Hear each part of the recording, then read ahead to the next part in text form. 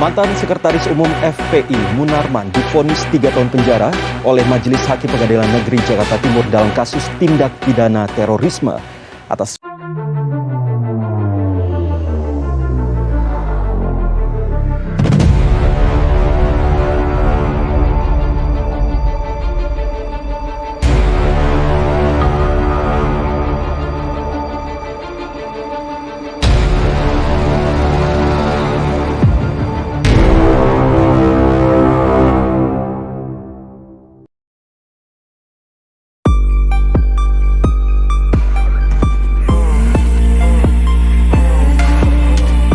Mantap, banding Munarman ditolak, hukuman malah ditambah.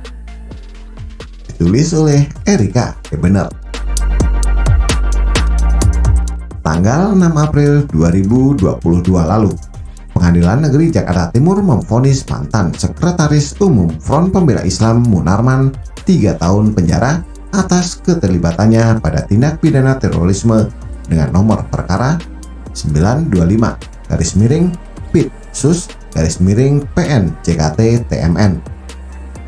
Sebagai terdakwa, Munarman merasa keberatan atas putusan Majelis Hakim PN Jakarta Timur tersebut dan mengajukan upaya banding ke Pengadilan Tinggi DKI Jakarta dengan nomor 114-PIDB-2022-PT DKI pada tanggal 28 Juni 2022. Harapan Munarman mengajukan banding tersebut adalah agar masa hukuman 3 tahun yang menjadi vonis PN Jakarta Timur bisa dikurangi. Sebagai kilas balik, Munarman ditangkap Detasmen Khusus 88 Anti Teror Kepolisian RI pada Selasa 27 April 2021 sore. Dia diringkus di rumahnya di perumahan Modern Hills, Pamulang, Tangerang Selatan sekitar pukul 15.30 waktu Indonesia bagian Barat.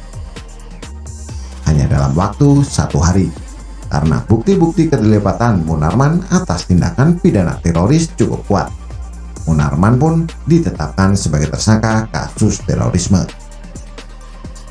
Dalam persidangan, jaksa penuntut umum menuntut Munarman dengan hukuman penjara 8 tahun penjara. Tuntutan jaksa ini karena pihak jaksa menilai Munarman telah terbukti dengan meyakinkan melakukan pemufakatan jahat, persiapan, percobaan, atau pembantuan untuk melakukan aksi terorisme bersama beberapa tokoh lain untuk menegakkan khilafah dan melaksanakan kegiatan yang memperlihatkan dukungannya pada kelompok teroris ISIS. Dituntut 8 tahun hukuman penjara oleh jaksa, Munarman melakukan pembelaan. Dalam pembelaannya, Munarman mengatakan dia tidak pernah menyuruh orang melakukan kekerasan. Tidak ada kata atau kalimat saya yang mengarah ke bayat, hijrah, dan menyuruh melakukan kekerasan dalam bentuk apapun. Menyuruh membunuh, menyuruh menculik, dan menyuruh menghancurkan benda-benda atau objek vital, kata Munarman. Munarman menyatakan bahwa apa yang dituduhkan jaksa tidak memiliki bukti apapun yang mampu membuktikan bahwa dirinya telah menyuruh atau menggerakkan orang lain untuk melakukan tindakan terorisme.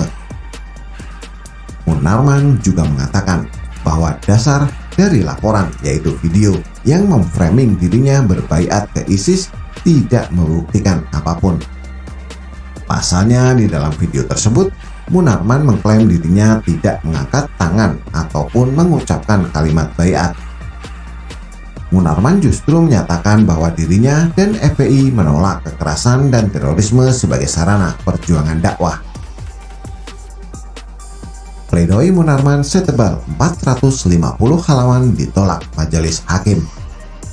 Pada putusannya, Majelis Hakim menyatakan Munarman bersalah melanggar pasal 13C Perpu nomor 1 tahun 2002 tentang pemberantasan tindak pidana terorisme Junto Undang-Undang nomor 5 tahun 2018 tentang perubahan atas Undang-Undang nomor 15 tahun 2003 tentang penetapan Perpu nomor 1 tahun 2002 tentang pemberantasan tindak pidana terorisme menjadi undang-undang dan menghukum Munarman 3 tahun penjara. kalau saya jadi Munarman.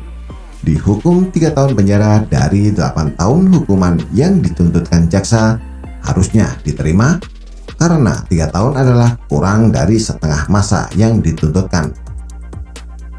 Saya pikir mungkin hakim menghukum 3 tahun karena Munarman terbukti ada dan ikut pada acara pembaiatan.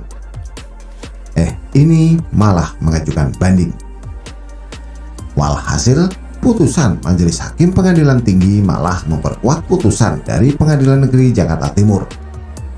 Bahkan Majelis Hakim Pengadilan Tinggi menimbang bahwa profesi Munarman yang sebagai advokat tapi ikut terlibat pada acara pembaiatan ke ISIS dipandang sebagai satu kesalahan fatal yang memberatkan dalam menjatuhkan pidana pada Munarman.